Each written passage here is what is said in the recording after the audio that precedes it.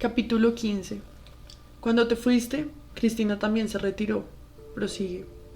Yo me quedé solo en el salón. Se había olvidado el libro inglés sobre el trópico. Lo había dejado encima en su silla. No tenía ganas de acostarme todavía, así que abrí el libro y lo hojeé. Miré las ilustraciones y las tablas estadísticas sobre cuestiones económicas, sanitarias y médicas. Me sorprendió que Cristina leyera un libro así. Ella no tiene nada que ver con esto, pensé. No pueden interesarle las cifras sobre la producción de caucho ni la situación sanitaria de los aborígenes.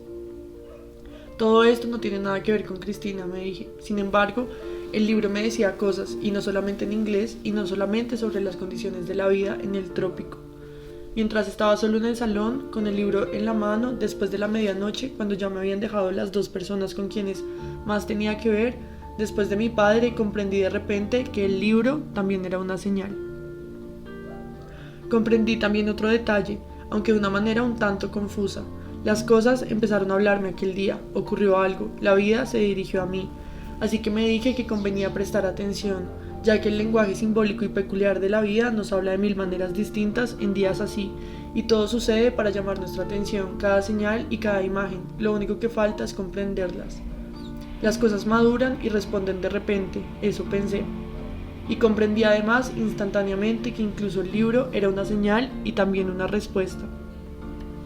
El libro decía: Cristina no está contenta aquí, desea irse, está pensando en mundos lejanos, o sea que desea conocer otros mundos, aparte de este, quizás esté deseando huir de aquí, huir de algo o huir de alguien, y puede que ese alguien sea yo, y puede que seas tú.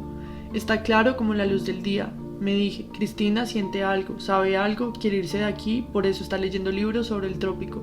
En aquel momento pensé y comprendí, o creí comprender, muchas cosas. Comprendí y pensé lo que había ocurrido aquel día, que mi día se había partido en dos, como un paisaje fracturado por un terremoto. A un lado había quedado la infancia, la juventud, tú, con todo lo que la vida pasada significaba, y al otro lado empezaba el espacio, poco definido, poco abarcable, que me tocaría recorrer el resto de mi vida, y las dos partes de mi vida ya no estaban unidas. ¿Qué había ocurrido? No sabía qué responder. Todo el día procuré tranquilizarme, disciplinarme, aunque de manera artificial, y lo conseguí. Cristina no había podido enterarse de nada al mirarme, pálida, con aquellos ojos suyos, tan suyos e interrogantes. No podía saber, no podía leer en mi rostro lo ocurrido durante la cacería. ¿Y qué había ocurrido? ¿No estaría imaginando cosas? ¿No habría sido todo fruto de mi imaginación? Si se lo contaba a alguien, seguro que se reía de mí. No tenía entonces ningún dato ni la menor prueba en la mano. Porque entonces una voz más fuerte que cualquier prueba, gritaba dentro de mí de manera inequívoca, irrevocable, indudable, que no me había equivocado y que yo conocía la verdad. Y la verdad era que mi amigo había intentado matarme de madrugada. Qué acusación más ridícula, más falsa y más vacía, ¿verdad? ¿Le contaría algún día a alguien esta convicción más evidente que cualquier hecho? No, nunca. También me pregunté qué convivencia me aguardaba al haberme enterado de todo con certeza y con tranquilidad, como cuando uno se entera de los hechos más simples y sencillos de la vida. ¿Podría mirarme a los ojos? ¿O ya todo sería una comedia entre tres, entre tú, yo y Cristina, la amistad transformada en teatro y en espionaje? ¿Se podía vivir así? Ya ves, tenía la esperanza de que te hubieras vuelto loco. Quizás ha sido por la música, me dije. Siempre fuiste muy tuyo, diferente, distinto de nosotros, de los demás. Uno no puede ser músico y pariente de Chopin sin consecuencias. También sabía que mis esperanzas eran estúpidas y cobardes. Tenía que enfrentarme a la realidad. No podía mentirme a mí mismo porque tú estabas loco. No había excusas, no había escapatoria. Tenías tus razones para odiarme, para matarme. Aunque yo no las comprendía, una explicación natural y sencilla habría sido que te hubieras embargado un deseo repentino, una pasión, un sentimiento irresistible por Cristina. Pero esta suposición me parecía totalmente irreal, carecía de fundamento. No había habido ninguna premonición en la vida común de los tres, así que la rechacé por absurda. Conocía bien a Cristina, te conocía bien a ti y me conocía bien a mí mismo, o por lo menos eso creía en aquellos momentos. La vida de nosotros tres, el noviazgo y el matrimonio con Cristina, nuestra amistad, todo me parecía un libro abierto, un mundo limpio, transparente, con situaciones y caracteres inequívocos. Estaría yo loco si creyera una cosa así, pensé. Las pasiones, por desatinadas que sean, no se pueden esconder. Una pasión que obliga a alguien a levantar un arma contra su mejor amigo no se puede esconder del mundo durante meses y meses. Y yo, el tercero, ciego y sordo, habría vislumbrado algo del asunto. Casi vivíamos juntos. Cenabas en casa 3 o 4 veces a la semana. Tú y yo paseábamos los días juntos, nos veíamos en la ciudad, en el cuartel, en el servicio. Lo sabíamos todo el uno del otro. Conocía los días y las noches de Cristina, conocía su cuerpo y su alma como los míos propios. Habría sido una locura suponer que tú y Cristina... Y al mismo tiempo, encarar esta suposición significaba casi un alivio para mí. Tenía que tratarse de otra cosa. Lo que había ocurrido era algo más profundo, más secreto, más incomprensible. Tengo que hablar con él, me dije. Quizás tendría que ordenar que te siguieran, como el marido celoso de las comedias baratas. No, yo no era un marido celoso. No permitía que la sospecha anidara en mis pensamientos. Estaba tranquilo cuando pensaba en Cristina, a quien había encontrado como coleccionista. Encuentra una pieza rara y la más valiosa del mundo, la más perfecta en su colección, una verdadera obra de arte cuya localización y descubrimiento hubiera sido su única meta, el sentido de su vida. Cristina no me miente, me dije, no me es infiel, conozco todos sus pensamientos, hasta los más secretos, incluso los que se le ocurren durante el sueño. El diario encuadernado en terciopelo amarillo que le regalé al poco de casarnos lo decía todo. Acordamos que me contaría y se contaría a sí misma todos sus pensamientos, todos sus sentimientos, todos sus deseos, esos desechos del alma humana de los cuales nadie habla en voz alta, por vergüenza o porque piensa que se le trata de detalles irrelevantes. De todo ello dejaba huellas en aquel diario peculiar. Me mandaba mensajes de pocas palabras para que yo pudiera saber lo que ella había llegado a pensar o a sentir en ciertas situaciones en presencia de otras personas. Nuestra relación tenía ese aspecto de total confianza. El diario secreto siempre estaba allí, en el cajón de su escritorio, del que solo ella y yo teníamos la llave. Aquel diario era lo más confidencial que podía existir entre un marido y una mujer. Si en la vida de Cristina hubiera habido algún secreto, el diario me lo habría revelado. Pero claro, me dije, últimamente hemos descuidado ese juego secreto, así que me levanté, crucé la casa a oscuras y llegué al estudio de Cristina. Entré, me acerqué al escritorio, abrí el cajón y busqué el diario encuadernado de terciopelo amarillo. Pero el cajón estaba vacío. Cierra los ojos, se queda así durante un rato como un ciego con el rostro sin expresión, como si hubiera buscado una palabra. Era medianoche pasada, la casa dormía. Cristina estaba cansada, no quería molestarla. Se habrá llevado el diario al dormitorio, pensé, prosigue con voz amable. No quería molestarla, ya le preguntaría al día siguiente si tenía algún mensaje para mí en el diario, en aquel correo secreto nuestro.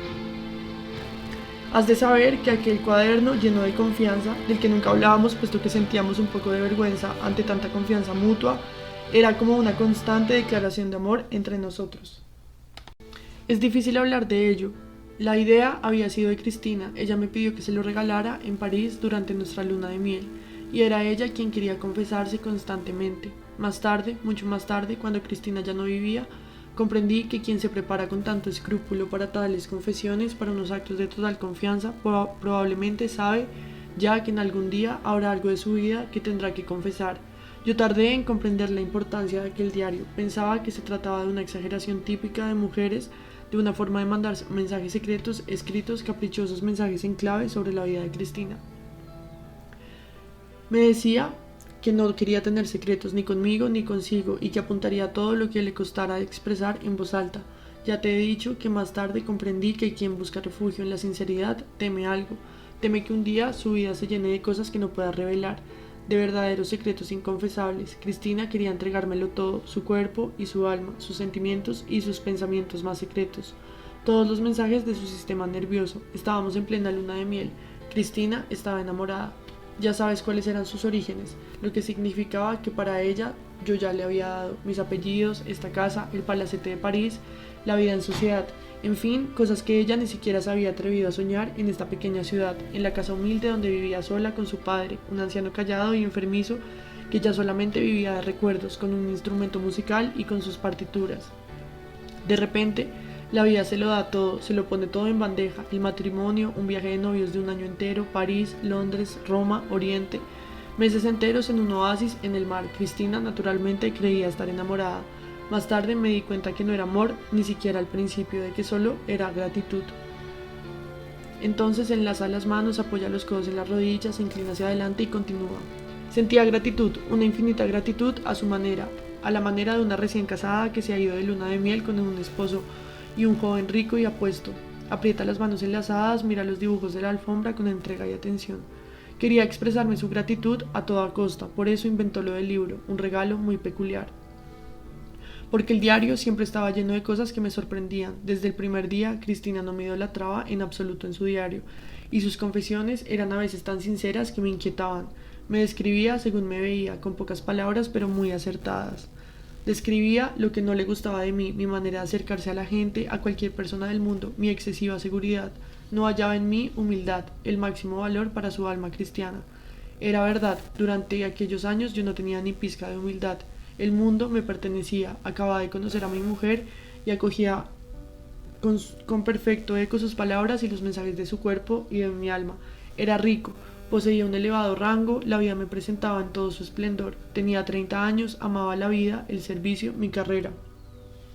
Ahora que miro atrás, yo mismo me siento un tanto asqueado de una seguridad y una felicidad tan autocomplacientes y egoístas. Como todas las personas que viven mimadas por los dioses sin ninguna razón, también sentía una especie de angustia en el fondo de tanta felicidad. Todo era demasiado hermoso, demasiado redondo, demasiado perfecto. Uno siempre teme tanta felicidad ordenada. Me habría gustado entonces, en plena luna de miel, ofrecer algún sacrificio a la vida.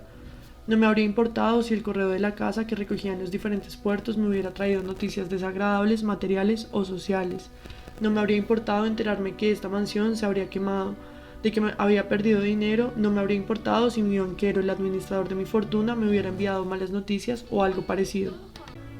Ya sabes, uno siempre quisiera devolver algo a los dioses, una parte de su felicidad, porque los dioses son, como se sabe, envidiosos y cuando dan un año de felicidad a un simple mortal, lo apuntan como una deuda y al final de su vida se la reclaman con intereses de usurero.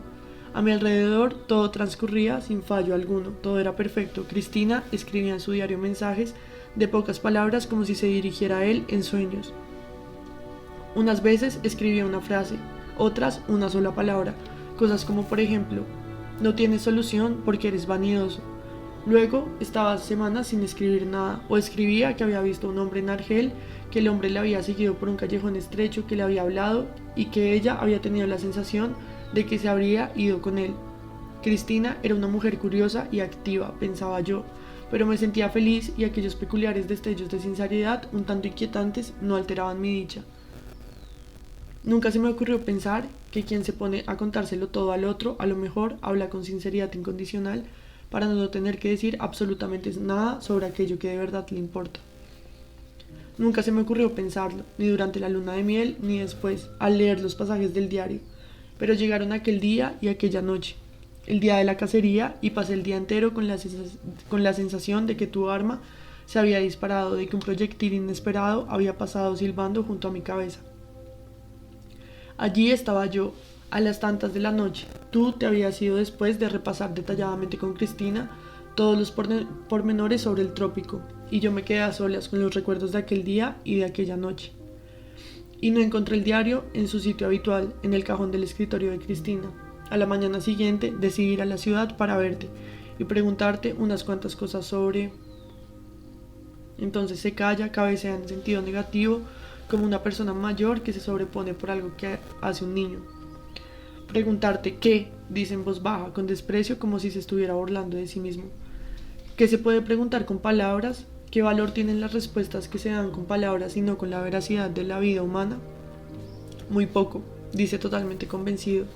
Son muy pocas las personas cuyas palabras concuerdan con su existencia. Cuando eso sucede, se produce una de las maravillas más raras de la vida. Yo, en aquella época, todavía no sabía esto. No me estoy refiriendo a los embusteros. Quiero decir que la gente acaba aprendiendo la verdad, adquiere experiencias, pero todo aquello no sirve de nada, puesto que nadie puede cambiar de carácter. Quizás no se pueda hacer nada más que esto en la vida, aceptar la realidad con inteligencia y con atención. Esa es otra realidad irrevocable, el carácter personal. Esto es lo único que podemos hacer, y sin embargo, así tampoco seremos más sabios, ni estaremos más resguardados frente a las adversidades. Decidí pues buscarte, para hablar contigo, sin caer en cuenta de que te preguntara, y te preguntase y me respondieras lo que me respondieses. Los hechos no cambiarán. Sin embargo, Se puede conocer los hechos a través de las palabras, acercarse a la realidad mediante preguntas y respuestas. Y decidí hablar contigo por eso. Dormí profundamente, estaba muy cansado, como si hubiera pasado una prueba física especialmente dura, como si hubiera montado a caballo o caminado durante muchas horas. Una vez bajé a cuestas un oso, desde las cumbres nevadas pasaba por lo menos 250 kilos. Sé que mi fuerza era excepcional por aquellos años, pero todavía sigo sin entender cómo pude cargar con aquel peso, caminando por senderos estrechos y empinados y bordeando precipicios. Era como si el hombre fuera capaz de todo mientras su vida tuviera sentido. Aquella vez, después de haber bajado el oso, caí agotado en la nieve del valle y me quedé dormido. Me encontraron mis monteros, medio congelado, al lado del oso muerto. Y resulta que aquella noche dormí de la misma manera, profundamente y sin soñar. Al despertar, mandé preparar el coche y fui a la ciudad, a tu casa. Allí me enteré que te había sido una carta en que comunicabas que ponías tu destino a disposición de tus superiores y que te marchabas al extranjero. Al principio solo fui consciente del hecho de que huías, y así se me confirmó que habías querido matarme, que había ocurrido algo, que estabas ocurriendo algo de lo que yo no entendía en aquel momento, pero sabía con certeza que aquel algo tenía que ver conmigo, íntima y fatalmente, y que todo lo que ocurría no solamente te ocurría a ti, sino también que me estaba ocurriendo a mí. Allí estaba tu casa, en aquella habitación llena de objetos secretos, embriagadores, extravagantes, y de repente se abrió la puerta y entró Cristina. Conrad escucha sin moverse, deja el puro apagado en el borde de la bandera de cristal, cruza los brazos y se queda así, inmóvil, en postura rígida y correcta, como un militar que se tiene en una conversación amistosa con un superior. Entró y se detuvo en la puerta, dice el general. Venía de casa, sin sombrero, ella misma había conducido el calesín. ¿Se ha ido?, preguntó. Su voz parecía rara, como si estuviera ronca. Le dije por señales que sí, que te habías marchado. Cristina se quedó allí, inmóvil en la puerta, y creo que nunca la había visto tan bella como en aquel momento. Su rostro estaba muy pálido, como el de los heridos que han perdido mucha sangre. Solo sus ojos brillaban febriles, como la noche anterior, cuando entré y estaba leyendo aquel libro sobre el trópico. Ha huido, dijo. Después, sin esperar ninguna réplica, para mí, como afirmándolo y contrastándolo. Era un cobarde, añadió con indiferencia. ¿Eso dijo?, pregunta el invitado y se mueve. Modifica su postura de estatura y carraspea. Sí, dice el general. No dijo nada más. Yo tampoco le pregunté. Nos quedamos allí, de pie, sin decir palabra. Después, Cristina miró a su alrededor, observó los muebles uno por uno, las pinturas, las obras de arte. Yo estaba pendiente de aquellas miradas. Miraba las cosas como si estuviera despidiéndose de ellas. Las miraba como quien las conoce y se despide de ellas. Ya sabes, se puede mirar una habitación llena de cosas de dos maneras, como cuando las ves por primera vez y las quieres conocer y cuando te despides de ella. La mirada de Cristina no tenía nada de la curiosidad de la primera vez. Su mirada repasaba la habitación con tranquilidad, con conocimiento, como si contemplara su propia casa, donde sabía el sitio de cada cosa. Sus ojos brillaban febriles, como si estuviera enferma, y al mismo tiempo estaban extrañamente nublados. Hacía gala de un extraño dominio y no decía nada, pero a mí me daba la sensación de que había rebasado sus propios límites. Los límites seguros de su vida y que estaba próxima a perderse, a perderte y a perderme. Habría pasado la menor mirada, un gesto inesperado para que Cristina hiciera o dijese algo irremediable. Miraba los cuadros con tranquilidad, sin ningún interés, como cuando se mira algo que se ha visto muchas veces, algo que se conoce y lo miraba para despedirse. Miró el sofá-cama con expresión míope, parpadeando con altivez y durante un segundo entornó los ojos. Luego dio media vuelta y se fue como había llegado, sin decir palabra. No la seguí. Vi por la ventana abierta que cruzaba el jardín. Pasó al lado de las rosales, las rosas estaban en flor. Subió el calesín que la guardaba junto a la verja. Tomó las riendas y se fue. El coche desapareció en un instante por el fondo de la calle. Se calla y mira a su invitado. ¿No te estoy cansando?, preguntó el general con cortesía. No, responde Conrad, carraspeando. En absoluto. Sígueme contando. Quizás lo estoy contando con demasiados detalles, dice para disculparse. Pero no se puede hacer de otra manera. Solo a través de los detalles podemos comprender lo esencial. Así lo he experimentado yo, en los libros y en la vida. Es preciso conocer todos los detalles porque nunca sabemos cuál es el más importante ni cuál palabra puede esclarecer un hecho. Hay que mantener un orden en todo, aunque ahora yo ya no tengo muchas cosas que contar. Tú habías huido, Cristina se fue a tu casa en el Calesín y yo, ¿qué podía hacer yo en aquel momento y en cualquier momento futuro? Miré la habitación, miré el lugar por donde Cristina se acababa de ir, sabía que en la mirada, al otro lado de la puerta, se encontraba tu ordenanza. Firmé. Lo llamé por su nombre, entró enseguida y saludó al estilo militar. A sus órdenes, dijo. ¿Cuándo se ha ido el capitán? En el expreso de la mañana, el que va a la capital. ¿Se ha llevado mucho equipaje? Solo algunos trajes de paisano. ¿Ha dejado alguna orden o algún mensaje? Sí, que hay que liquidar esta casa y vender los muebles. Se lo ha encargado a su abogado. Yo tengo que regresar al cuartel. Dijo. Solo dijo aquello. Nos miramos y entonces ocurrió algo que es difícil olvidar. El ordenanza, un muchacho de 20 años, llegado del campo, seguramente te acuerdas de su rostro, bien intencionado, inteligente y humano, abandonó la postura de firme, la postura de servicio. Ya no me miraba directamente a los ojos. Ya no era el soldado que estaba delante de un superior, solo un hombre que había sabido algo delante de otro hombre que les inspiraba lástima. Había algo en su mirada, algo humano, una ligera expresión de lástima que me hizo palidecer y a continuación ponerme totalmente colorado. En aquel momento, por primera y última vez en toda aquella historia, perdí la cabeza yo también. Me acerqué a él, lo cogí por el uniforme a la altura del pecho con tanta brusquedad que casi lo levanté del suelo. Estábamos tan cerca que se confundían nuestros alientos. Nos miramos fijamente a los ojos, su mirada reflejaba miedo y lástima a la vez. Ya sabes que en aquella época no era en absoluto aconsejable que yo pusiera las manos encima de nada ni de nadie. Ya sabes que rompía todo lo que no tocaba con mucho cuidado. Como yo también lo sabía, en aquel momento intuí que los dos nos encontrábamos en peligro, el muchacho y yo. Así que lo solté, lo dejé caer al suelo como si fuera un soldadito de plomo. Sus botas hicieron un ruido seco al chocar con la madera del suelo, y se puso firme otra vez, como si estuviera en un desfile militar. Saqué el pañuelo del bolsillo para secarme la frente. Bastaría con que el joven me respondiera una sola pregunta. La pregunta era, ¿la señora que acaba de irse ha venido ya en otras ocasiones? Si no me respondía, pensaba matarlo. Quizás lo matara también, aunque respondiese, y a lo mejor no era lo único. En momentos así, no existe la amistad. También sabía que no sirve de nada preguntar. Sabía que Cristina había estado allí antes, y no una vez, sino muchas. Se recuesta, deja caer las manos en los brazos del sillón para descansar. En aquel momento ya no tenía sentido preguntar nada, añade para concluir la historia. Lo que faltaba por saber no me lo podía decir aquel hombre, aquel extraño. Faltaba por saber por qué había ocurrido todo y dónde estaba el límite entre dos seres humanos, dónde estaba el límite de la traición. Esto era lo que faltaba por saber y también qué culpa tenía yo en todo aquello. Lo dice en voz muy baja, interrogativo e indeciso. Se aprecia por su tono que es la primera vez que pronuncian en voz alta la pregunta que late en su alma desde hace 41 años y a la que todavía no ha encontrado respuesta.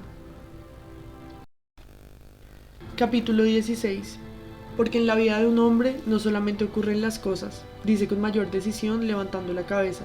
Las velas arden con largas llamas, el humo se eleva, las mechas se han ennegrecido, el paisaje y la ciudad siguen a oscuras al otro lado de las ventanas.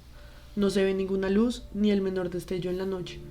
Uno también construye lo que ocurre, lo construye, lo invoca, no deja escapar lo que tiene que ocurrir. Así es el hombre, obra así incluso sabiendo o sintiendo desde el principio, desde el primer instante, que lo que hace es algo fatal.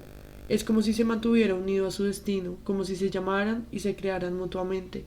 No es verdad que la fatalidad llega ciega a nuestra vida, no. La fatalidad entra por la puerta que nosotros mismos hemos abierto, invitándola a pasar. No existe ningún ser humano lo bastante fuerte e inteligente para evitar mediante palabras o acciones el destino fatal que le deparan las leyes inevitables de su propia naturaleza y carácter. Es completamente cierto que yo no supiera nada de lo tuyo con Cristina. Quiero decir, mientras ocurrían las cosas, incluso antes, al principio de la historia de nosotros tres, al fin y al cabo me la habías presentado tú. Ella te conocía de la infancia, pues tú encargabas a su padre que te pusiera en limpio tus partituras. a aquel anciano cuyas manos medio paralíticas todavía le servían para copiar partituras, pero ya no para empuñar el violín y el arco, ni para tocar música y arrancarle notas limpias y nobles. Así que tuvo que abandonar su carrera muy pronto, dejar las salas de concierto y concertarse en la enseñanza de niños de encallos en los oídos o falsos prodigios en el conservatorio de aquella pequeña ciudad, y con los humildes complementos que le proporcionaban corregir y copiar piezas musicales de aficionados con algún talento.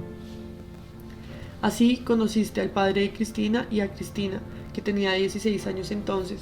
La madre había muerto en el sur del Tirol, de donde era y de donde se había refugiado en los últimos años para reponerse en un sanatorio de sus afecciones coronarias.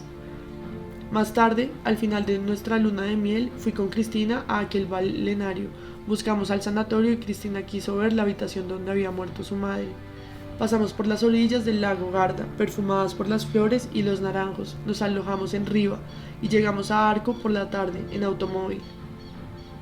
El paisaje allí es gris y plateado, del color de los olivos, y en lo alto se ve un palacete escondido entre las rocas en un ambiente vaporoso y cálido. El sanatorio de los enfermos del corazón. El jardín está lleno de palmeras de todo tipo, y las luces son tenues, suaves, todo es húmedo, perfumado y cálido, como es un invernadero. En el silencio infinito, el edificio amarillo claro donde la madre de Cristina vivió sus últimos años y donde murió, parecía tan misterioso como si encerrara toda la tristeza que enferma los corazones humanos, como si el dolor de los corazones fuera en Arco una actividad silenciosa, una consecuencia de los desengaños y de los accidentes incomprensibles de la vida. Cristina dio una vuelta alrededor de la casa, el silencio, el perfume de las plantas mediterráneas llenas de espinas, el valor cálido y oloroso que lo envuelve todo, como las vendas envuelven los corazones de los enfermos. Todo esto me toca muy cerca a mí también, por primera vez desde lejos, desde muy lejos, desde el principio de los tiempos, la voz triste e inteligente de mi padre. Mi padre habla de ti, Conrad. El general pronuncia el nombre del invitado por primera vez, sin ira, sin pasión, en un tono neutral, cortés. Y me dice que tú no eres un soldado de verdad, que eres una persona diferente. Yo no comprendo, todavía no sé lo que significa ser diferente. Mucho tiempo y muchas horas solitarias me enseñan más tarde que se trata de esto, exactamente de esto, siempre que todo depende de esto. Las relaciones entre hombre y mujer, las amistades, las relaciones sociales y mundanas, todo depende de esto, de las diferencias que dividen a la humanidad en dos.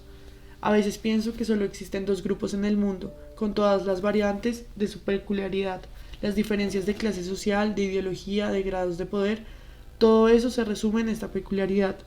Y de la misma forma que solo las personas del mismo grupo sanguíneo pueden ayudarse en los momentos de peligro al donar su sangre, o a alguien que pertenece al mismo grupo, el alma humana solo puede ayudar a otra alma humana si no es distinta, si sus puntos de vista, sus convicciones y su realidad secreta son parecidos. Allí, en Arco, yo sentí que la fiesta se terminaba, que Cristina también era diferente. Me acordé de las palabras de mi padre, que nunca había sido aficionado a la lectura, pero que había aprendido a conocer la verdad en la soledad y en las experiencias vitales. Él también conocía esta peculiaridad. Sí, él también había encontrado una mujer a quien amaba y a cuyo lado se sentía completamente solo porque eran dos personas distintas, de distinto temperamento, de distinto ritmo vital, porque mi madre también era diferente, como tú, como Cristina. En Arco me di cuenta de una cosa más, el sentimiento que unía a mi madre y a ti y a Cristina era el mismo, la misma nostalgia, la misma esperanza, la misma voluntad impotente y triste, porque siempre amamos y buscamos a la persona diferente, en todas las situaciones y en todas las variantes de la vida. ¿Lo sabes? El secreto y el regalo mayores de la vida es cuando se encuentran dos personas semejantes. Esto ocurre raras veces, como si la naturaleza impidiese tal armonía mediante todas sus fuerzas y tretas. Quizás porque para la creación del mundo y la renovación de la vida es necesaria la tensión que se forma entre las personas que no cesan de buscarse, pero que tienen intenciones contrarias y distintos ritmos vitales. Ya sabes, como la corriente alterna, lo mires por donde lo mires, el intercambio de fuerzas positivas y negativas. Cuánta desesperanza ciega se esconde detrás de tales diferencias. Sí, yo he escuchado la voz de mi padre de Arco y comprendí que su destino continuaba en mí, que yo represento el mismo carácter y los mismos gustos que él tenía. Comprendí que mi madre, tú y Cristina estáis en la otra orilla, y que aunque todos tengáis vuestros papeles respectivos, la madre, el amigo, la amante, esposa, todos desempeñáis un mismo papel en mi vida. Estás en la otra orilla, sí, en la orilla donde no me es posible llegar. Puedes tenerlo todo en la vida, puedes vencerlo todo a tu alrededor, y en el mundo todo te lo puede dar la vida y todo se lo puedes arrebatar. Pero nunca, nunca podrás cambiar los gustos, las inclinaciones, los ritmos vitales de una persona en concreto, esa peculiaridad, esa cualidad de ser propia y distinta que caracteriza a la persona que te importa, a la persona con quien tienes que ver. Eso sentí yo en Arco, por primera vez en mi vida, mientras Cristina daba una vuelta por la casa donde había muerto su madre. Se echa hacia atrás en un sillón, apoya la cabeza en la mano con un movimiento impotente y resignado, como quien acaba de comprender algo, como quien acaba de comprender que no se puede hacer nada contra las leyes de carácter humano, nunca. Después, desde Arco, regresamos a casa y empezamos nuestra vida aquí, dice. El resto tú ya lo sabes. A Cristina me la presentaste tú, nunca me dijiste ni con una palabra que Cristina te interesase. Yo interpretaba ese encuentro, el encuentro entre ella y yo, como algo inequívoco, como ningún otro encuentro anterior. Era una mezcla de distintas razas, un poco alemana, un poco italiana y el resto húngara. Quizás haya sido también alguna gota de sangre polaca, por el lado de su familia de su padre. Era tan indefinible, tan inclasificable, como si alguna raza ni ninguna clase la pudiera contener del todo, como si la naturaleza hubiese tratado por una vez de crear algo único, un ser independiente y libre, alguien que no tiene que ver con clases ni con orígenes. Era como las fieras salvajes. Una educación estricta con las monjas, la cultura y la ternura de su padre habían contribuido tan solo a suavizar sus modales. Cristina era salvaje por dentro, indomable. Todo lo que yo podía darle, la riqueza, el rango social, el mundo a donde la conducía, no tenían ningún valor para ella en el fondo, y ella no quería entregar a cambio ni una mínima parte de su afán de independencia y de libertad, puesto que este era su verdadero contenido de su ser y de su carácter. Su orgullo también era distinto al de las personas orgullosas de su rango, de su origen, de su riqueza, de su posición social o de algún talento personal y particular. Cristina estaba orgullosa de la calidad noble y salvaje de su corazón y de su alma, de esa herencia que era como un veneno. Era una persona soberana, totalmente independiente y emancipada en su fuero íntimo. Y tú lo sabes muy bien, y estas son cualidades muy raras hoy en día, tanto en mujeres como en hombres. Parece que no se trata de una cuestión de origen o de situación. No se dejaba ofender ni se dejaba atemorizar por ningún desafío. No toleraba las limitaciones en ningún sentido. Sabía otra cosa más que pocas mujeres saben, era consciente de la responsabilidad que conllevaban sus propios valores humanos. ¿Te acordarás? Sí, seguramente te acuerdas de la primera vez que nos encontramos ella y yo, en el salón de su casa junto a aquella mesa grande.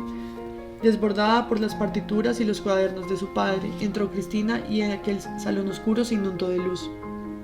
No solamente irradiaba juventud, no, irradiaba pasión y orgullo, la conciencia soberana de unos sentimientos incondicionales. No he conocido a ninguna otra persona que fuera capaz de responder así, de una manera tan plena a todo el mundo y la vida le daba. A la música, a un paseo matutino por el bosque, al color, al perfume de una flor, a la palabra justa y sabia de otra persona. Nadie sabía tocar como ella una tela exquisita o un animal, de esa manera suya que lo abarcaba todo. No he conocido a nadie que fuera capaz de alegrarse como ella de las cosas sencillas de la vida, personas y animales, estrellas y libros, todo le interesaba y su interés no se basaba en la altivez, en la pretensión de convertirse en experta, sino que se aproximaba a todo lo que la vida le daba con la alegría incondicional de una criatura que ha nacido al mundo para disfrutarlo todo. Como si tuviera una conexión íntima con cada criatura, con cada fenómeno del universo. ¿Comprendes lo que quiero decir? Claro, seguramente lo comprendes. Era directa, espontánea y ecuánime. Y también había en ella humildad, como si sintiera constantemente que la vida es un regalo lleno de gracia. Todavía veo su rostro a veces. Aunque en esta casa ya no hay retratos de ella, ni siquiera una fotografía, y aquel cuadro grande que pintó un artista austriaco y que estaba colgado entre los retratos de mi padre y de mi madre, hace mucho que lo quitaron de su sitio. No hay en esta casa ningún retrato de Cristina. No, dice con firmeza, casi satisfecho, como si estuviera relatando una pequeña hazaña, pero a veces veo su rostro, en sueños, al entrar en una habitación, y ahora que estamos hablando de ella, nosotros dos, que la conocimos tan bien, Veo su rostro con absoluta nitidez, como hace 41 años, la última noche que estuvo sentada entre nosotros, porque esa fue la última noche que cenamos juntos, Cristina y yo, y eso tienes que saberlo. No solamente tú cenaste con ella por última vez, sino que yo también, porque todo había ocurrido ya entre nosotros tres aquel día, de la manera que tenía que ocurrir. Como los dos conocíamos bien a Cristina, fue inevitable tomar ciertas decisiones. Tú te marchaste al trópico y Cristina y yo no volvimos a dirigirnos la palabra. Vivió 8 años más. Sí, vivíamos aquí y en la misma casa, pero nunca jamás nos volvimos a hablar, añade tranquilamente. Mira el fuego. Así éramos por temperamento. Poco a poco comprendí una parte de lo que nos había ocurrido. Por un lado estaba la música. Hay ciertos elementos fatales en la vida de las personas que vuelven una y otra vez, como la música. Entre mi madre, Cristina y tú, estaba la música como algo aglutinante. Probablemente la música os decía algo imposible de expresar con palabras o con acciones, y probablemente os decíais algo con la música, y ese algo que la música expresaba para vosotros de manera absoluta, nosotros los diferentes, mi padre y yo, no lo comprendíamos. Por eso nos sentíamos unos solitarios entre vosotros. A ti te hablaba la música y a Cristina también, y así hablabais entre vosotros dos. Incluso entre Cristina y yo ya se había extinguido toda clase de conversación. Odio la música, dice con voz más elevada y ronca, la primera vez en toda la noche que con sus palabras se delata una emoción. Odio ese lenguaje armonioso, incomprensible para mí, que en ciertas personas utilizan para charlar, para decirse cosas inefables que no responden a regla alguna ni a ninguna ley. Sí, a veces pienso que todo lo que se expresa a través de la música es maleducado e inmoral, como se transforman los rostros cuando están escuchando música. Cristina y tú no perseguíais la música, no recuerdo que tocarais juntos, a cuatro manos, y nunca tocaste nada para Cristina al piano, por lo menos en mi presencia. Parece que el pudor y el tacto impidieron que Cristina escuchara música junto a ti en mi presencia, y como la música no tiene ningún significado que se pueda expresar con palabras, probablemente tenga algún otro significado más peligroso, puesto que puede hacer que las personas se comprendan, las que se pertenecen no solamente por sus gustos musicales, sino también por su estirpe y su destino. ¿No crees? Sí que lo creo, responde el invitado. Eso me tranquiliza, dice en tono educado. El padre de Cristina también lo creía así, y él entendía de música, de todo esto, de la música, de ti y de Cristina. Era ya muy viejo por aquel entonces, murió poco tiempo después de nuestra conversación. Yo acababa de volver de la guerra, Cristina había muerto 10 años antes. Había muerto o desaparecido todas las personas que de verdad me importaban. Mi padre, mi madre, tú y Cristina. Solo vivían los dos viejos, la nodriza Nini y el padre de Cristina, con esa indiferencia y esa fuerza que caracterizan a los viejos, con esa determinación incomprensible. Esa con que nosotros estamos viviendo ahora. Habían muerto todos y yo no era ya joven, estaba cerca de los 50 y era tan solitario como ese árbol en medio del prado, ese que se quedó solo cuando la tormenta acabó con la mitad del bosque el día antes de estallar la guerra. Solo quedó en pie ese árbol en medio del prado, cerca de la casa del bosque. De esto ya hace un cuarto de siglo y desde entonces ha crecido otro bosque en los alrededores. Pero ese árbol es de los de antes, y una pasión que se llama tormenta en la naturaleza acabó con todo a su alrededor y con todo lo que le pertenecía. Ya ves, pese a todo, el árbol sigue vivo, hasta hoy, con una fuerza inmensa, irracional. ¿Por qué? ¿Para qué? Para nada. Quiere seguir viviendo. Se diría que la vida, todo lo vivo, no tiene más razón de ser que seguir viviendo mientras puede, e ir renovándose siempre, de manera continua. Así que al volver de la guerra tuve una conversación con el padre de Cristina. ¿Qué sabía él de nosotros tres? Lo sabía todo, y yo se lo conté todo, sentados en el salón, a oscuras, entre muebles viejos e instrumentos de música antiguos, los estantes, los armarios, todo estaba lleno de partituras, la música dulce apresada en las notas, la música estridente y chillona, impresa en los cuadernos. Toda una parte de la historia de la música se hallaba presente, escrita en la vida humana, allí transcurrida, carecida de contenido. El viejo me escuchó y solo me hizo la siguiente reflexión. ¿Y qué quieres? Has sobrevivido. Lo dijo como si se tratara de una sentencia, también como una acusación. Miraba delante de mí con sus ojos míopes hacia las sombras. Era ya muy mayor, había pasado de los 80. Entonces comprendí que quien sobrevive a algo no tiene derecho a levantar ninguna acusación. Quien sobrevive ha ganado su propio juicio, no tiene derecho ni ninguna razón para levantar alguna acusación alguna. Ha sido el más fuerte, el más astuto, el más agresivo, como nosotros dos. Dice sin más. Se miran. Después murió él también, el padre de Cristina, prosigue. Solamente quedabais la nodriza y tú en algún lugar del mundo, esta mansión y este bosque. Y yo, que he sobrevivido incluso a la guerra, repite con satisfacción. No buscaba la muerte, no iba a su encuentro, esa es la verdad, no tiene sentido que te diga otra cosa. Parece que todavía me quedaba algo por hacer, añade abstraído. La gente moría a mi alrededor, he visto muchas de las facetas de la muerte. A veces observaba, admirado las muchas formas que adopta la destrucción, porque la muerte también tiene mucha imaginación, al igual que la vida. 10 millones de personas murieron en la guerra, según los cálculos, se había incendiado el mundo y ardía con tantas llamas y tanto humo que uno pensaba a veces que allí arderían todas las dudas personales, todos los problemas, todas las pasiones. Pero no fue así. Yo sabía incluso, en medio de las mayores miserias humanas, que todavía tenía algo personal por hacer, y por eso no fui ni cobarde ni valiente, en el sentido más banal de estas dos palabras, sino que me mantuve sereno, en medio de los ataques y de las batallas, porque sabía que no me podía ocurrir nada. Y un día regresé de la guerra y me dispuse a esperar. El tiempo pasó y el mundo volvió a incendiarse, pero sé que se trata del mismo fuego, que ahora arde con más frenesí que antes, y en mi alma sigue ardiendo la misma pregunta, una pregunta que no ha podido apagar ni el tiempo transcurrido ni las cenizas de 2 guerras. Ahora el mundo está ardiendo otra vez, mueren millones de personas y tú has encontrado el camino en medio de este mundo enloquecido para regresar desde la otra orilla, para dar fin a los asuntos que desde hace 41 años estaban sin terminar. Así de poderosa es la naturaleza humana. Uno no puede vivir de otra manera, tiene que hallar dentro de sí y obtener de los demás la respuesta a la pregunta que reconoce como auténtica y verdadera pregunta de su vida. Por eso has regresado y por eso te he esperado. Quizás el mundo se acabe, dice en voz baja, señalando a su alrededor. Quizás las luces del mundo se apaguen, como esta noche se han apagado en la ciudad. Quizás ocurra una catástrofe natural, mayor aún que una guerra, quizás.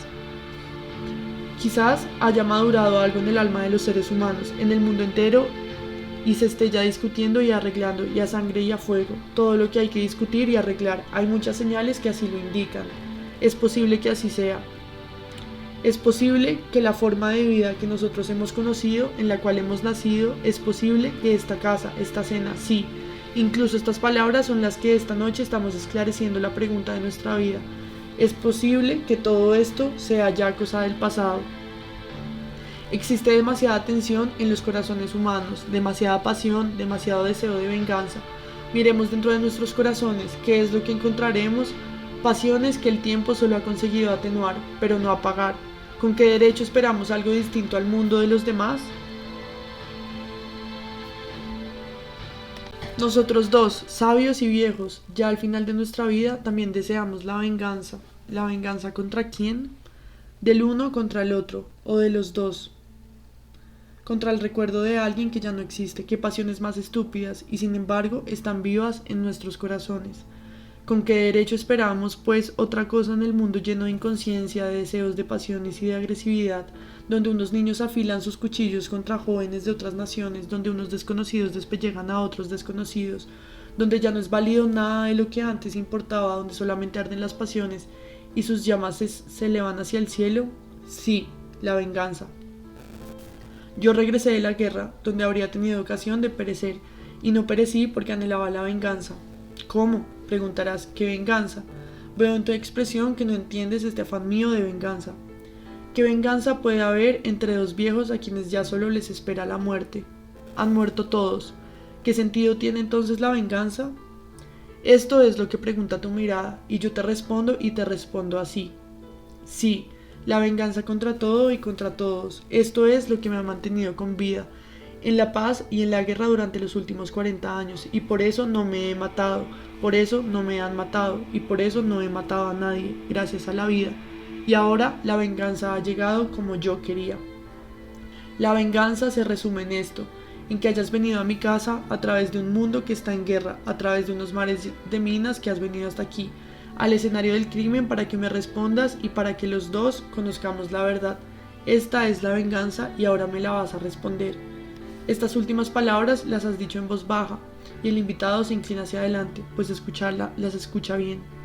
Puede ser, dice, puede que tengas razón, pregúntame, quizás sepa responderte.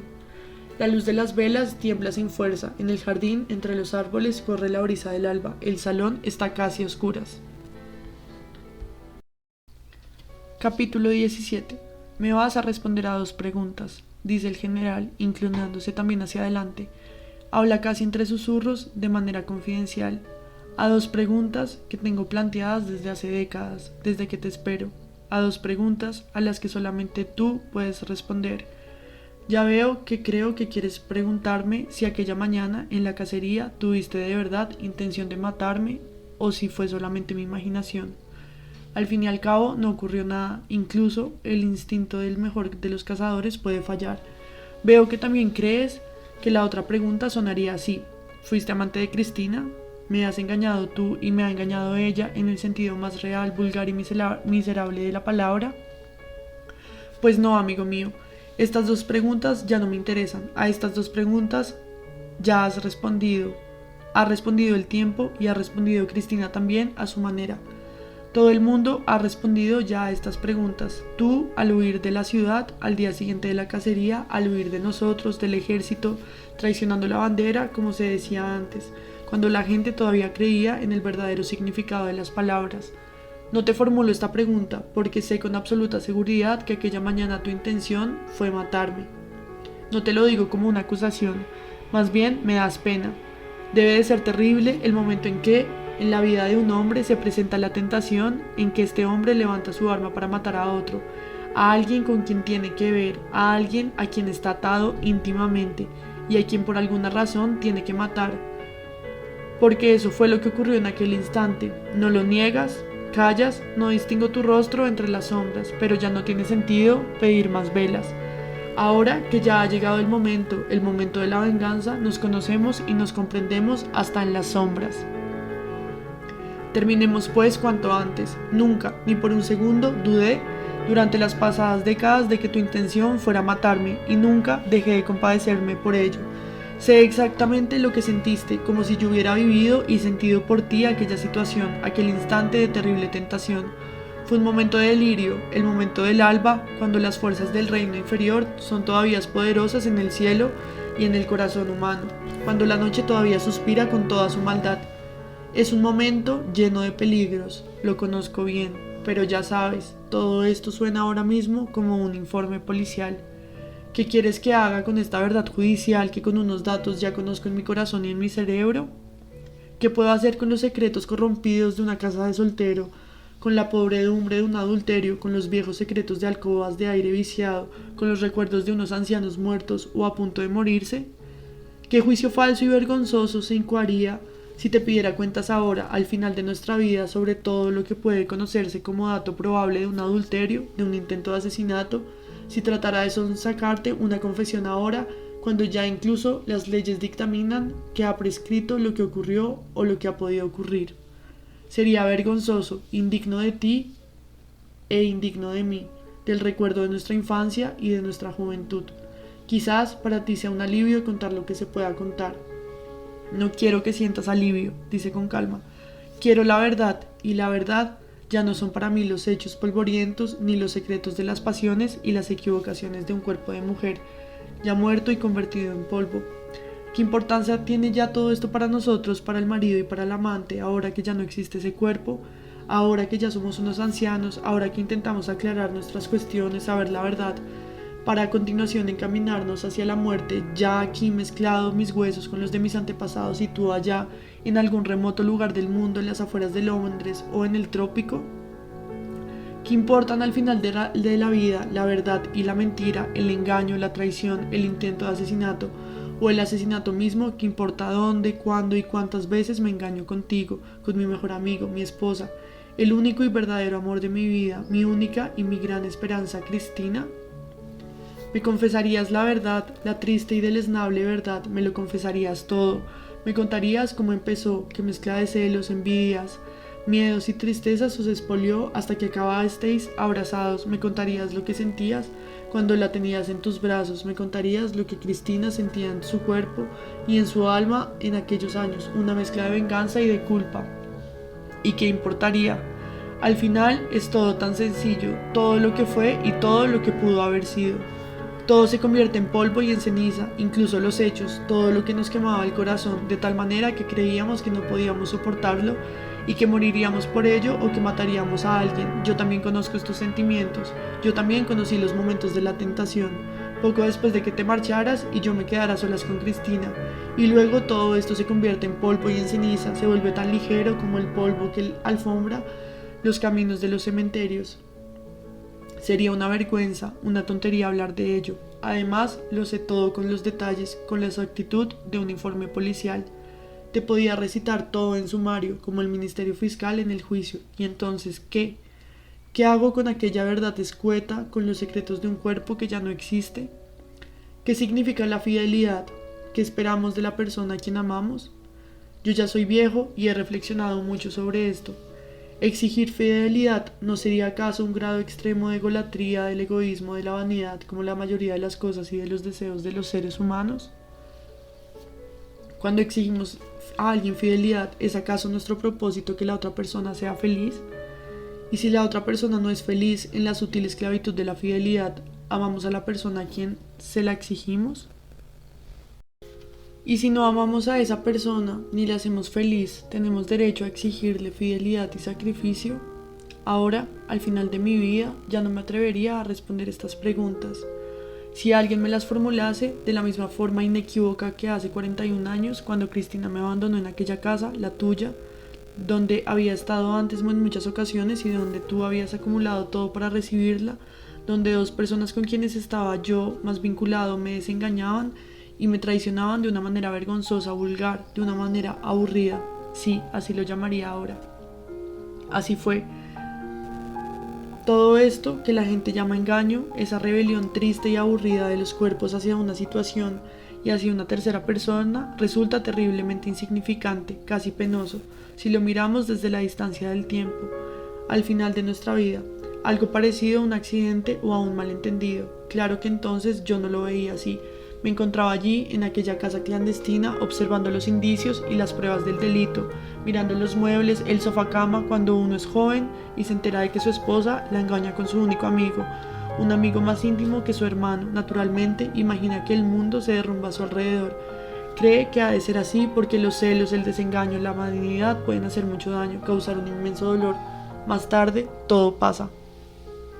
Pasa de una manera incomprensible, no de un día para otro, no. La ira no disminuye con los años, pero al final pasa, de la misma manera que la vida. Yo regresé a casa, fui a mi habitación y allí me quedé esperando a Cristina para matarla, o para que me dijera la verdad y así perdonarla. Bueno, esperaba algo. Esperé hasta la noche y entonces me fui a la casa del bosque, porque ella no llegaba. Quizás fuera infantil, ahora que miro atrás. Ahora que intento juzgarme a mí y a los demás, me doy cuenta de que aquella vanidad, aquella espera y aquel aislamiento eran infantiles. Pero en fin, así es el hombre, que incluso siendo inteligente y experimentado puede hacer muy poco en contra de su naturaleza y de sus obsesiones. Así que ya lo conoces tú también. Me fui a la casa del bosque, que tú también conoces, y no volví a ver a Cristina durante 8 años. Solo volví a verla cuando ya había muerto, la mañana que Nini mandó que me dijesen que ya podía regresar a casa porque ella había muerto. Yo sabía que estaba enferma y que la trataban los mejores médicos. Se alojaron aquí, en la mansión, durante meses, e hicieron todo por salvarla. Decían, hemos hecho todo lo posible, todo lo que los avances de la medicina nos han permitido. Pura palabrería. Seguramente hicieron lo que sus conocimientos defectuosos les permitían, lo que su desfachatez y su vanidad les permitía. A mí me informaban de lo que ocurría en la mansión cada noche durante aquellos 8 años. Al comienzo, cuando Cristina todavía estaba bien, y también al final, cuando decidió caer enferma y morir. Estoy convencido de que estas cosas se pueden decir ahora. Ahora ya lo sé con absoluta certeza. Sin embargo, no pude ayudar a Cristina porque se interponía un secreto entre los dos. El único secreto que no se puede perdonar. Un secreto que no conviene desvelar antes del tiempo porque no se sabe lo que puede esconder. Hay algo peor que la muerte, peor que el sufrimiento, y es cuando uno pierde el amor propio. Por eso temía ese secreto que era de Cristina, tuyo y mío. Hay algo que duele, hiere y quema, de tal manera que ni siquiera la muerte puede extinguirlo. Y es cuando una persona o dos hieren ese amor propio, sin el cual ya no podemos vivir una vida digna. Simple vanidad, dirás. Sí, simple vanidad. Y sin embargo, esa dignidad es el contenido más profundo de la vida humana. Por eso temía ese secreto. Por eso somos todos capaces de conformarnos con cualquier cosa, con cualquier arreglo, incluso con el más vil y cobarde. Mira a tu alrededor y encontrarás las mismas soluciones a medias entre los seres humanos. Uno se marcha, se aleja de la persona o de los seres que ama, atemorizado por un secreto, y otro se queda, calla y espera una respuesta durante una eternidad. Eso lo he visto y lo he vivido yo. No es cobardía, no, es una defensa, la última defensa del instinto humano por sobrevivir. Volví a casa, esperé hasta la noche, luego me fui a la casa del bosque y estuve esperando una señal, una palabra, un mensaje durante 8 años. Pero Cristina no vino. De la casa del bosque hasta esta mansión hay 2 horas de viaje en coche. Sin embargo, estas 2 horas, estos 20 kilómetros, significaban para mí una lejanía mayor, tanto en el tiempo como en el espacio, de lo que pudo ser para ti el trópico. Así soy yo por naturaleza, así me educaron, así ocurrió todo. Si Cristina me hubiese mandado un mensaje, cualquier mensaje, se habría cumplido su voluntad. Si ella hubiese deseado que te trajera otra vez, yo te habría buscado por todo el mundo para traerte. Si ella hubiese deseado que te matara, te habría buscado por todo el mundo para matarte. Si me hubiese pedido el divorcio, se lo habría concedido. Pero no quería nada, porque ella también era alguien, a su manera femenina, y a ella también le habían herido quienes la amaban. Uno porque huyó de la pasión, porque no quiso quemarse en sus fatales ataduras, y el otro porque se enteró de la verdad, esperó y cayó. Cristina también tenía su carácter, en un sentido diferente de cómo lo interpretamos los hombres. También a ella le ocurrieron cosas en todos aquellos años, no solamente a ti y a mí. El destino nos había tocado y se había cumplido, y los 3 lo tuvimos que afrontar. No la vi durante 8 años, no me llamó en 8 años. Hace unas horas, mientras te esperaba para hablar de lo que tenemos que hablar, puesto que ya no nos queda mucho tiempo, me enteré de algo por mi nodriza. Me enteré que en su agonía ella me llamaba a mí, no a ti. Y eso no te lo digo con agrado, pero tampoco con desagrado. Tenlo bien en cuenta. Me llamaba a mí. Y eso no es mucho, pero algo es. Solo volví a verla tras su muerte. Estaba bellísima. Se había conservado joven. La soledad no la estropeó. La enfermedad no alteró su belleza peculiar. La armonía completa y seria del rostro de Cristina. Aunque tú ya no tienes nada que ver con todo eso, dice con orgullo. Tú estabas por ahí, por el mundo, y Cristina murió. Y yo vivía en la soledad, en el resentimiento, y Cristina murió. Ella nos respondió a los 2 de la misma manera que pudo. Ya ves, los muertos responden bien, de una manera definitiva.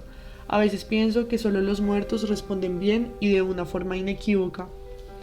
Eso es lo que ha ocurrido. ¿Qué otra cosa podría decir después de 8 años, aparte de morir? Nadie puede decir más.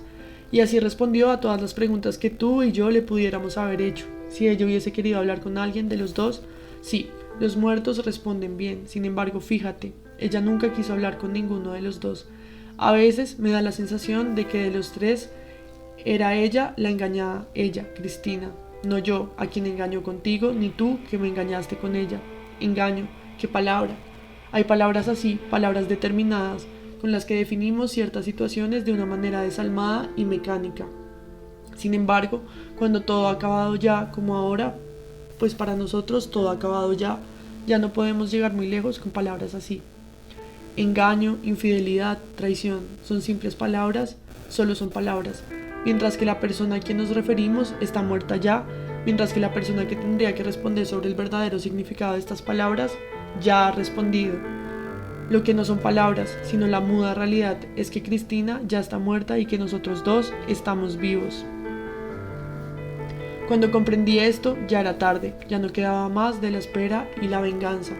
Y ahora que ha llegado el momento de la venganza y que la espera ha terminado, me doy cuenta con sorpresa de lo insignificante y vulgar que resulta todo lo que nos podemos contar y confesar o mentir. Uno no puede sino aceptar la realidad. Yo ya he aceptado la realidad. y el fuego purificador del tiempo ha extraído de mis recuerdos toda la ira. Y el fuego purificador del tiempo ha extraído de mis recuerdos toda la ira. Últimamente veo de nuevo a Cristina en sueños y despierto, y la veo atravesar el jardín delgada, con su sombrero florentino de ala ancha, con su vestido blanco. La veo llegar del invernadero o murmurar a su caballo. Esta tarde la vi mientras te estaba esperando y me quedé dormido. La vi en el duermevela, dice avergonzado como un viejo achacoso. Vi imágenes de los viejos tiempos y comprendí con la inteligencia lo que ya acepté hace mucho tiempo con el corazón, vuestra infidelidad, vuestro engaño, vuestra traición. Lo he aceptado todo, ¿qué más puedo decir? Uno envejece poco a poco, primero envejece su gusto por la vida, por los demás, ya sabes. Todo se vuelve tan real, tan conocido, tan terrible y tan aburridamente repetido. Eso también es la vejez. Cuando ya sabes que un vaso no es más que un vaso, y que un hombre no es más que un hombre, un pobre desgraciado, nada más, un ser mortal, haga lo que haga. Luego envejece tu cuerpo, no todo a la vez, no, pero primero envejecen tus ojos o tus piernas, o tu estómago o tu corazón. Envejecemos así, por partes. Más tarde, de repente empieza a envejecer el alma, porque por muy viejo y decrépito que sea tu cuerpo, tu alma sigue rebosante de deseos y de recuerdos. Busca y se exalta, desea el placer. Cuando se acaba el deseo del placer, ya solo quedan los recuerdos, las vanidades, y entonces sí que envejece uno, fatal y definitivamente. Un día te despiertas y te frotas los ojos, y ya no sabes lo que te ha despertado. Lo que el nuevo día te traiga, ya lo conoces de antemano, la primavera, el invierno, los paisajes, el clima, el orden de la vida. Ya no puede ocurrirte nada imprevisto, no te sorprende lo inesperado ni lo inusual, ni siquiera lo horrendo, porque ya lo conoces todas las posibilidades, ya lo tienes todo visto y todo calculado, ya no esperas nada, ni lo bueno ni lo malo. Y precisamente esa es la vejez.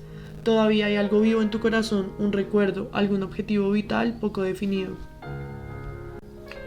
¿Te gustaría volver a ver a alguien? ¿Te gustaría decir algo, enterarte de algo, y sabes que llegará el día en el que ya no tendrá tanta importancia para ti saber la verdad, ni responder a la verdad, como creíste durante muchas décadas de espera? Uno acepta el mundo poco a poco y muere. Comprende la maravilla y la razón de las acciones humanas, el lenguaje simbólico del inconsciente, porque las personas se comunican por símbolos, ¿te has dado cuenta? Como si hablaran un idioma extraño, chino o algo así. Cuando hablan de cosas importantes, como si hablaran de un idioma que hay que traducir al idioma de la realidad. No saben nada de sí mismas, solo hablan de sus deseos y tratan desesperadamente, inconscientemente de esconderse, de disimular. La vida se vuelve casi interesante cuando ya has aprendido las mentiras de los demás y empiezas a disfrutar observándolos, viendo que siempre dicen otra cosa de lo que piensan, de lo que quieren de verdad. Si un día llega la aceptación de la verdad, y eso significa la vejez y la muerte. Pero entonces tampoco esto duele ya. Cristina me engañó, qué frase más estúpida. Y me engañó precisamente contigo, qué rebeldía más miserable. Si es así, no me mires tan sorprendido, de verdad me da lástima.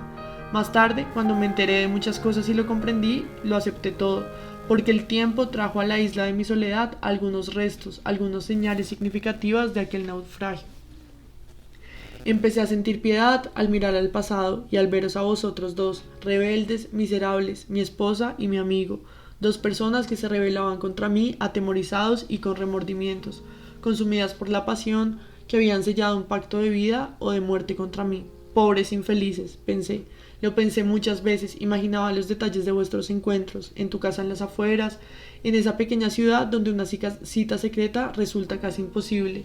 Os imaginaba encerrados como si estuvierais en un barco, imaginaba vuestros encuentros en público, atormentados por un amor que no tenía ni un minuto de tranquilidad, un amor siempre vigilado sigilosamente por criados, ordenanzas y cuantos os rodeaban. Vuestras maniobras temerosas para esconderos de mí, los cuartos de hora robados con el pretexto de montar a caballo, de ir a clase de música o de jugar al tenis, vuestros paseos por el bosque donde mis monteros vigilaban a los cazadores furtivos. Imaginaba el odio que latía en vuestros corazones cuando pensabais en mí, cuando a cada paso, a cada instante tropezáis con mi poder de esposo, de terrateniente, de gran señor, con mi poder social y económico, con mi ejército de criados y con mi poder más implacable, casi absoluto. Las limitaciones que os obligaban a saber más allá de cualquier sentimiento de amor y de odio, que sin mí No podíais ni vivir ni morir completamente. Erais unos amantes infelices. Me pudisteis engañar, pero no me pudisteis evitar. Porque muy diferentes que fueran ustedes dos, nosotros tres estábamos unidos de una manera determinante, como la estructura geométrica de los cristales. Y tus manos fallan la mañana en la que me quieres matar, porque ya no puedes soportar más tantas carreras, tanto juego del escondite, tanta miseria. ¿Qué puedes hacer? Llevarte a Cristina. Tienes que renunciar a tu posición. Eres pobre y Cristina también lo es. No podéis aceptar nada de mí. No puedes huir con ella, ni tampoco vivir con ella. No puedes casarte con ella. Tenerla como amante significa un peligro de muerte. Más todavía, debes tener siempre presente que cualquier momento te puedes ver obligado a rendir cuentas del engaño y ser descubierto. Temes rendirme cuentas a mí, precisamente a mí, a tu amigo y a tu hermano.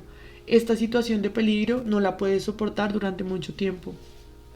Así que un día, cuando el instante está ya maduro, cuando se ha presentado ya ante nosotros de forma palpable, levantas el arma y más tarde yo siento piedad por eso en varias ocasiones.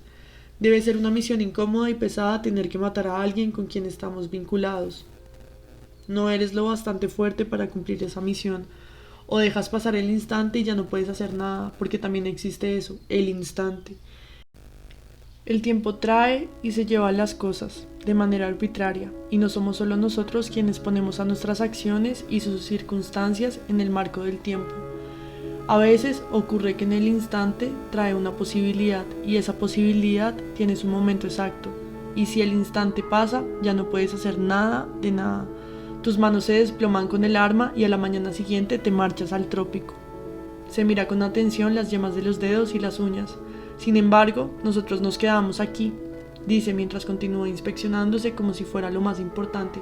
Cristina y yo nos quedamos aquí y todo se revela entre nosotros de una manera regular e incomprensible, tal como un mensaje se transmite entre dos personas, mediante ondas, incluso aunque no haya entre nosotros ningún delator de secretos, ningún intermediario. Todo se revela porque tú te has marchado y porque nosotros nos hemos quedado aquí vivos y también porque tú nos has pedido el instante o porque el instante te ha perdido a ti, lo cual es lo mismo, y Cristina porque de momento no puede hacer otra cosa, tiene que esperar, quizás solo quiere comprobar si los dos guardamos correctamente silencio, tú y yo, los dos hombres con quienes ella tiene que ver y que se han apartado de su camino, espera para conocer y comprender el verdadero significado de tales silencios. Y entonces muere. Pero yo me quedo aquí y lo sé todo, aunque hay algo que no sé. Por eso tengo que vivir, por eso tengo que esperar la respuesta. Y ahora ha llegado el instante de saber la respuesta a mi pregunta. Respóndeme, por favor. ¿Sabía Cristina que tú ibas a matarme aquella mañana en la cacería? La pregunta con objetividad y comedimiento, pero con tanto interés y tanta tensión en la voz como los que se manifiesta un niño al pedir a los adultos una explicación sobre los secretos imaginables e intangibles de los astros. Capítulo 18. El invitado no se inmuta al oír la pregunta, permanece sentado, con la cabeza apoyada en las manos, los codos en los brazos del sillón. Suspira profundamente, se inclina hacia adelante, se pasa una mano por la frente, se dispone a responder, pero el general lo interrumpe. Lo siento, dice. Ya ves que te lo he preguntado, continúa, como disculpándose. Tenía que preguntártelo y ahora que lo he hecho, tengo la sensación de haberlo hecho mal, de haberte creado una situación incómoda, porque quieres responder, quieres decir la verdad y yo no te he formulado correctamente mi pregunta. Mi pregunta suena como si fuera una acusación. No niego que te he tenido la sospecha en las pasadas décadas de que aquel instante en el bosque durante la cacería no fue solamente un instante causal debido a una idea repentina, una simple ocasión, un instante inspirado por el mundo inferior. Me atormenta la sospecha de que aquel instante lo precedieron otros momentos llenos de cordura, momentos totalmente diurnos, porque Cristina, al enterarse de que había huido, dijo, era un cobarde. Eso es lo único que dijo. Fue lo último que yo oí de su boca, su último juicio verbal sobre ti. Y yo me quedo solo con estas palabras. ¿Cobarde? ¿Para qué? Me pregunto mucho más tarde. ¿Cobarde? ¿En qué sentido? ¿Para vivir? ¿Para vivir los tres juntos? ¿Para vivir vosotros dos por separado? ¿Cobarde para morir? ¿Cobarde porque no se ha atrevido ni ha querido ni morir con Cristina? Se me ocurren todas estas preguntas. O bien, ¿cobarde para otra cosa? no para vivir ni para morir, no para huir ni para traicionar, no para quitarme a Cristina ni para renunciar a Cristina, sino simplemente cobarde para cometer un acto muy sencillo, punible desde el punto de vista de la ley, algo que han planificado ellos dos, mi esposa y mi mejor amigo. ¿Cobarde porque aquel plan no se ha cumplido? Eso es todo lo que yo quería saber en la vida, esa es mi pregunta. Sin embargo, hace un momento no te la he formulado bien, por eso te he interrumpido al ver que te disponías a responder, porque esa respuesta no tiene la menor importancia para la humanidad ni para el universo, pero es muy importante para mí, la única persona en el mundo que quiere saber, ahora que la mujer que te acusó de cobardía ya es polvo y ceniza, que quiere saber en qué fuiste cobarde. Porque si la respuesta a esta pregunta pone fin a mis especulaciones, conoceré por fin la verdad. Vivo entre el todo y la nada desde hace 41 años y no hay ninguna otra persona que me pueda ayudar, solamente tú. Y no me gustaría morir así. Habría sido mejor, más digno de un hombre, si no hubiera sido un cobarde en aquel instante hace 41 años, como constató Cristina. Habría sido más humano si una bala hubiera acabado lo que el tiempo no ha podido arreglar. La duda de saber si habíais tramado un plan contra mí para matarme y si tú, al final, fuiste demasiado cobarde para ejecutarlo. Eso es lo que quiero saber. Todo lo demás son palabras, mentiras e imaginaciones. Traición, amor, conspiración, amistad, todo carece de importancia en comparación con esta pregunta. Todo lo demás se difumina bajo la intensa luz de esta pregunta, todo palidece, como los muertos o los retratos pintados, cuando los envuelven las sombras del tiempo. Ya no me interesa, ni quiero saber nada sobre la verdadera naturaleza de vuestra relación. No quiero conocer los detalles, no quiero saber el por qué ni el cómo. Entre dos personas, un hombre y una mujer, las cuestiones relativas al por qué y al cómo resultan siempre miserablemente idénticas. Son ecuaciones demasiado sencillas, todo ocurre siempre porque sí, y de la manera que tiene que ocurrir, de la manera en la que tiene que ocurrir, y esa es la única verdad. No vale la pena indagar en los detalles, cuando ya todo ha terminado. Pero en lo esencial, en lo verdadero, sí que vale la pena indagar, porque si no, ¿para qué he vivido? ¿Para qué he estado soportando estos 41 años? ¿Para qué te he estado esperando? Porque no te he estado esperando como el hermano espera al hermano infiel, como el amigo espera al amigo fugitivo. No. Te he esperado como el juez y como la víctima, reunidos en una sola persona, esperan al acusado. Y ahora que te tengo delante de mí, al acusado le pregunto y él se dispone a responder. Pero, ¿acaso he formulado bien la pregunta? ¿Acaso he dicho todo lo que tiene que saber él, el delincuente y el acusado si quiere responder diciendo la verdad? Vas a ver que Cristina ha respondido, y no solo con su muerte. Un día, varios años después de su muerte, encontré aquel diario encuadernado en terciopelo amarillo que yo había buscado en vano en el cajón de su escritorio la noche siguiente a la cacería, una noche muy memorable para mí. Esa noche el diario no apareció. Tú te marchaste al día siguiente y yo no volví a hablar con Cristina. Más tarde, Cristina murió y tú vivías lejos y yo vivía aquí, en la mansión, a donde regresé después de la muerte de Cristina porque quería vivir y morir en la casa donde habían nacido, vivido y muerto mis antepasados. Todo esto es así porque las cosas responden a un orden, y este orden es ajeno a nuestra voluntad. Al mismo tiempo, el diario de terciopelo amarillo también vivía su propia vida misteriosa, a nuestro lado y por encima de nosotros. Aquel diario peculiar, el libro de la sinceridad, aquel cuaderno de confesiones incondicionadas sobre los amores, las dudas, los miedos de Cristina, sobre su ser oculto. Ese diario vivía su propia vida y yo lo encontré más tarde, mucho más tarde, entre las pertenencias de Cristina, en una caja donde guardaba el retrato de su madre pintado en una placa de marfil, el anillo de sello de su padre, un tallo seco de orquídeas que yo le había regalado y el diario amarillo atado con un lazo azul. El lacre del lazo estaba sellado con el anillo. He aquí el diario, dice el general, lo saca del bolsillo y se lo ofrece a su amigo. He aquí lo que queda de Cristina. Yo no lo he abierto porque no encontré ninguna autorización escrita. Ella no había dejado ningún manual de instrucciones adjunto a este objeto de su herencia. Ni siquiera pude averiguar si este diario, este mensaje, esta confesión desde el más allá estaba destinado a mí o a ti.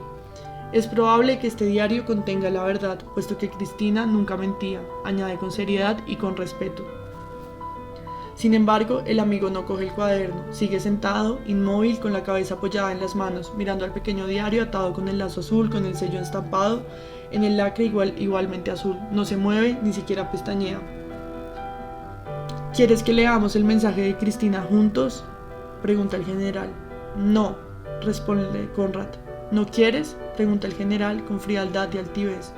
¿O no te atreves? Se miran fijamente durante largos minutos por encima del diario que el general ofrece a Conrad, sin que sus manos tiemblen. A esa pregunta, dice por fin el invitado, no voy a responder. Entiendo, dice el general. Su voz suena especialmente satisfecha. Con un movimiento lento, arroja el libro a las brasas. Las brasas empiezan a arder, acogen a su víctima, absorben lentamente la materia del cuaderno, y unas pequeñas llamas se enlazan entre las cenizas oscuras. Los dos observan inmóviles cómo empiezan a arder las llamas, cómo revive el fuego, cómo baila con alegría alrededor de su presa inesperada, cómo respira y cómo brilla. Las llamas son cada vez más altas, el lacre sellado se ha derretido, el terciopelo amarillo arde con un humo acre, como si una mano invisible tornara las páginas del color marfil. Aparece de improviso la caligrafía de Cristina, con su letra alta y fina, escrita por una mano que ya no existe. Las letras, el papel, el cuaderno entero se queman, se convierten en polvo y en ceniza, como las manos que escribió las páginas. Sobre las brasas solo quedan ya las cenizas negras y sedosas, como raso de luto. Contemplan las cenizas con atención, sin decir palabra. Ahora, dice el general, ya puedes responder mi pregunta. No existe ya ningún testigo que te pueda contradecir. ¿Sabía Cristina que ibas a matarme aquella mañana en el bosque? ¿Vas a responderme? A estas alturas ya no voy a responder tampoco a esa pregunta, dice Conrad. Bien, dice el general en tono apagado, casi indiferente.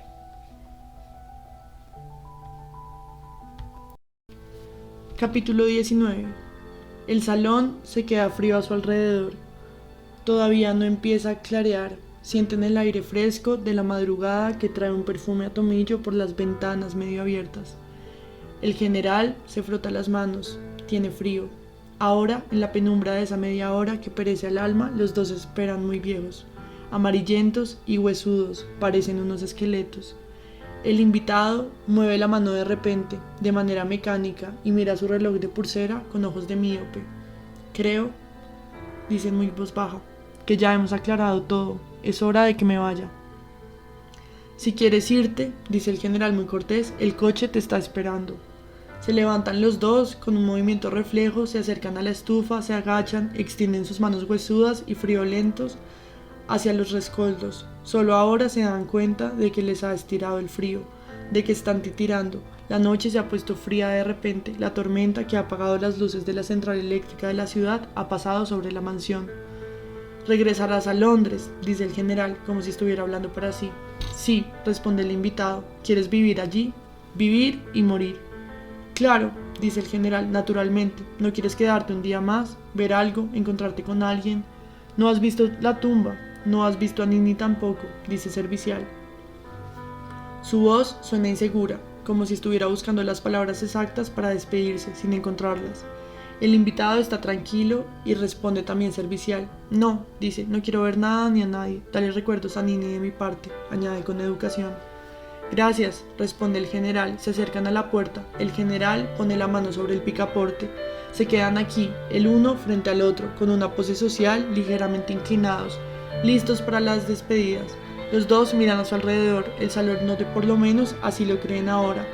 No volverán a entrar nunca más. El general mira otra vez a su alrededor con ojos de míope, parpadeando como si estuviera buscando algo. «Las velas», dice absorto, al ver los restos humeantes de las velas en los candelabros puestos en la repisa de la estufa. «Mira, las 2 velas se han consumido».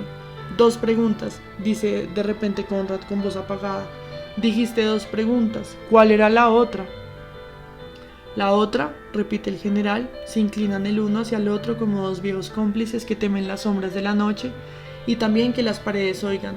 «¿La otra pregunta?», repite en un susurro. «Si no has respondido a la primera». «Mira», dice en una voz muy baja, «el padre de Cristina me acusó de haber sobrevivido. Se refería a haber sobrevivido a todo, porque uno no solamente responde con su muerte. Aún siento esta muy buena respuesta. También es posible responder sobreviviendo a algo. Nosotros dos hemos sobrevivido a una mujer. Tú al marcharte lejos y yo al quedarme aquí. La sobrevivimos con cobardía o con ceguera, con resentimiento o con inteligencia. El hecho es que la sobrevivimos. ¿No crees que tuvimos nuestras razones? ¿No crees que al fin y al cabo le debemos algo, alguna responsabilidad de ultratumba a ella, que fue más que nosotros, más humana, porque murió respondiéndonos hacia los dos, mientras que a nosotros dos nos hemos quedado aquí, en la vida? Y a esto no hay que darle más vueltas. Tales son los hechos. Quien sobrevive a otro es siempre el traidor. Nosotros sentíamos que teníamos que vivir, y esto tampoco se le puede dar más vueltas, porque ella sí que murió. Murió porque tú te marchaste, murió porque yo me quedé pero no me acerqué a ella, murió porque nosotros dos, los hombres a quienes ella pertenecía, fuimos más viles, más orgullosos y cobardes, más ruidosos y silenciosos de lo que una mujer puede soportar, porque huimos de ella, porque la traicionamos, porque la sobrevivimos. Es la pura verdad, y tienes que saberlo cuando estés allí, solo, en Londres, cuando todo se acabe y llegue tu última hora. Yo también lo tengo que saber, aquí, en esta mansión, y lo sé ya. Sobrevivir a alguien a quien se quiere tanto como para llegar al homicidio, sobrevivir a alguien por quien nos habríamos dejado matar por amor, es uno de los crímenes más misteriosos e incalificables de la vida. Los códigos penales no reconocen este delito, pero nosotros dos sí, sí que lo sabemos, dice con voz baja, con sequedad. También sabemos que pese a nuestra gran inteligencia, nuestro resentimiento, nuestra cobardía y nuestra vanidad, no hemos sido capaces de salvaguardar nada para nosotros mismos, puesto que ella murió y nosotros estamos vivos, aunque los tres hayamos estado unidos en nuestra vida y hasta en nuestra muerte.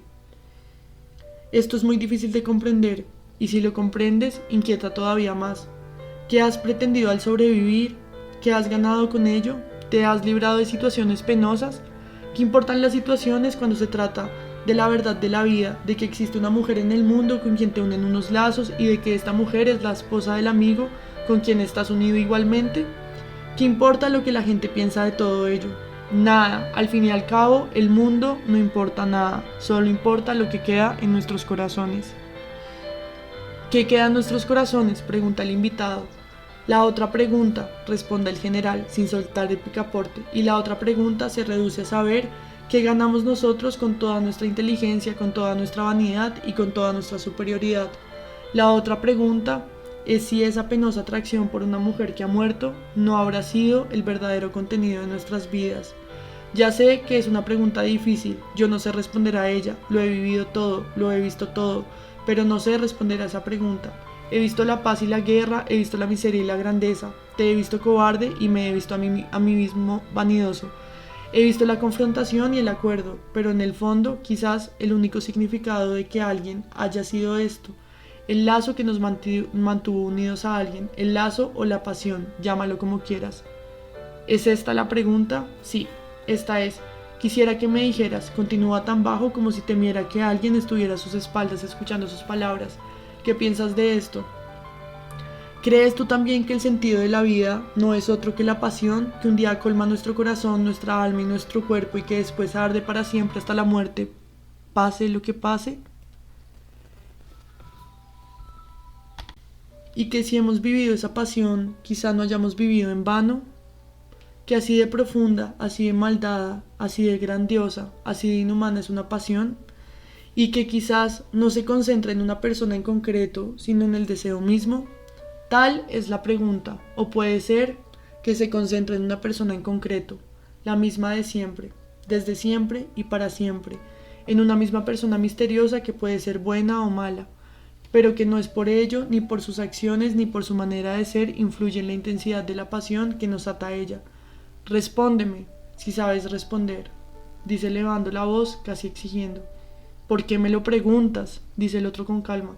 ¿Sabes tú que es así? Se miran de hito en hito. El general respira con dificultad, abre la puerta, las luces, las sombras bailan por la escalera, bajan sin decir palabra. Los criados salen a su encuentro, con velas, con el abrigo, el sombrero del invitado. Delante de la puerta de doble hoja se oye el ruido de las ruedas del coche sobre una gravilla blanca. Se despiden sin decirse nada. con un apretón de manos y haciéndose una profunda reverencia.